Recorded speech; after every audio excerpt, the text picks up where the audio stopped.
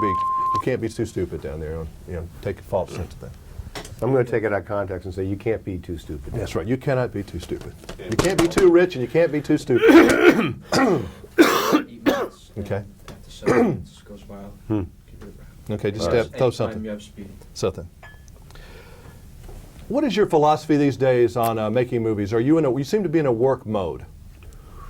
Well, it's work, and in order to get to work, it's got to be a pretty good movie to get me out of bed or get me out of the house. So I'm more, I'm selective about what I do, and I work really hard. I think it's a really hard job. Most people that come to visit realize how hard it is, and you can't work too hard. It's like you're saying, you can't be too stupid. You can't be too rich. You can't work too hard at a movie because there's always so much to do. So I work really hard when I work. So. How are you different on a movie set now than you were, say, when Ivan Reitman got to you in 1977 for Meatballs? Well, there has to be a little bit more of a script than there used to be. In those days, we just sort of go out there and wing. That worked, though. Days and weeks at a time. It worked great. Yeah. But it's a little chancer now. Movie making wasn't quite as serious a deal as it is now. There we just, we try to be funny and make an entertaining film. Now you have to, there's a lot more pressure and they cost more and people are, people just aren't as relaxed as they once were. They're uptight. The yeah. world is uptight, don't you think? Everybody's kind of stiff and in a hurry and they're not relaxed. And I think that's hurt comedy in some ways. Well, I think it hurt life too, I think it touches all aspects, this nervousness. I mean, when you read where people now work 4 hours more a week than they did 10 years ago, that doesn't seem right. Are you still the sports nut? Every time I see you, it's connected with something sporting. It's either something with baseball, that you're yelling at some manager over a fence, or you're being chased by a stalker at a golf course, which I read about. At Pebble Beach, some guy was yelling at you and making your day bad.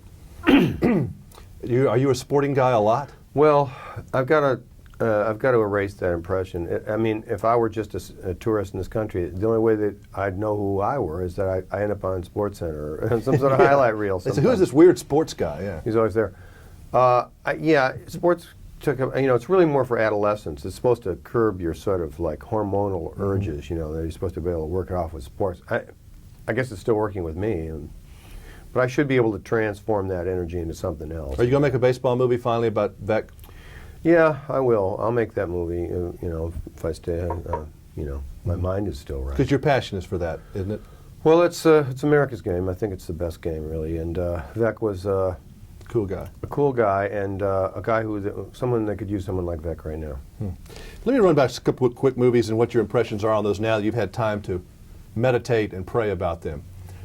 What do you remember? What was your overall impression? Did you have fun doing Stripes, for example? Yeah, that was about 99% fun. But on the other hand, What About Bob was something we liked a lot, a successful film. I'm not sure you had so much fun during that. That was about 50% fun, but the fun was great. The fun was really good, but there was non-fun there. There was a lot of behind-the-scenes horses, crap, basically. Horse-headed people there. Yes, yeah. that you didn't have trouble with. Yeah, that's no fun. Ghostbusters, either one. The first one was, once again, like 98% fun, really, almost all fun, running red lights in New York City in that big car and stuff, and just running around in the outfits in the city was really fun. Second one wasn't as much fun. It was, I don't know, I got talked into a sequel, and I regretted it later. Did you like doing a movie like Tootsie, where you really weren't a big deal and had to do all the heavy lifting, you were just in it? Yeah, it's fun just to show up and be a hired gun. It's nice to just walk in, and a situation like that where there's a great script. Elaine May wrote this great thing, and Dustin's a great actor. And the premise of a man as a woman, a male actor as a woman actor is a funny one. So I couldn't lose in that situation, and I got to be very loose. And at the time, it was the tensest script, or tensest set in the history of the business. They were, it was perceived as a disaster, an over-budget runaway disaster, and tense and everything. And you didn't have to worry about it. I just messed with it, and it worked out fun. And did you have fun doing this? It's sort of some fun scenes. I enjoyed. I laughed. Yeah, it was hard doing this, but I had fun. I was working in London, but I could have been, in Salinas, because I would go to work when it was dark, and I'd come home when it was dark. I never saw anything.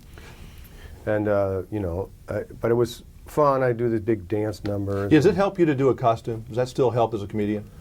Oh, I think that helps as a man. I don't think we men play dress up often enough. And it kind of makes you a little looser and you feel more cool that day. Well, it sort of liberates you from your usual body language and, whatever your sort of body image is. If you're dressed as a Cossack with a big fur hat, you're already sort of like, well, am I going with this or not? It helps push you over the edge. Totally understand. Dustin Hoffman tells me he still has angst, a lot of them, going into any movie set. He just has never been comfortable. He just worries about everything all the time. Do you go there, into that worry, angst place? Well, you can go there. You can definitely get worried.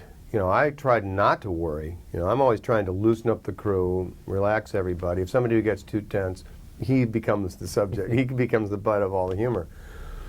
I try to keep it loose because, it's a job. But the reason I stayed in this business was because the more fun I had, the better I was at it. So if it's fun on the set and you need the crew, not that this crew's awake, but yeah, they're pretty needless, I think. But This guy's asleep over here. If they're enjoying it, then then it's fun. Then it changes the whole dynamic. It's a vibrational world we live in, and it just eases people. But on a film set, you can't really laugh at the jokes. The crew can't laugh, or it screws up the set. So that is kind of hard for you not to get the reaction, isn't it? It's not that bad. It's not that bad. If people are laughing, and they know how to laugh without, and if they laugh once in a while and it gets on the set, on the track, so what? I bet I can do it again. But if people are enjoying what you're doing, then they come in and gather in. Then they come in and watch, and you want, because this is where the action is. This is where you have to create it, make it work. And if these people are laughing, it's working. I was thinking of the crowd that you started out with acting, the Dan Aykroyds, the John Belushis, and some of those. I can't think of anybody who's ever really been like John Belushi before. And I think that's kind of like you too. Was there somebody that you saw when you were a young boy, maybe a long time ago in the movies, that you thought you were going to pattern yourself just a little bit out, you steal a little bit out? Jack Benny or somebody like that? Well, I think Jack Benny was... You're a lot more overstated than Jack Benny. Yeah, I'm way over. Jack Benny was, I think, the funniest guy. I thought his timing was really brilliant, and his writing was great. His writers were great. So his stuff was always good, and he had extreme confidence in the material, and he could deliver it fabulously, There are guys at various times that had great runs. I think Bob Hope had a very great movie run for a while. His movies, he really was just so relaxed. Those guys were very relaxed. I actually like Cary Grant as a sort of a role model. I think he's because we look alike, and the thing that people don't appreciate about him was how good an actor he was, because he was always playing a good guy. And it's very hard to play a good guy, much harder than playing a bad guy. And for him to play a bad guy or play a good guy and have a sense of humor about himself and about other people, I thought was he had to be very present. He had to really be there. He couldn't be, lost in his own, this thing. He was just very underrated, very understated, and somebody I think that, was worth watching. Cool to see you again. Nice to see you. Same here, Jim.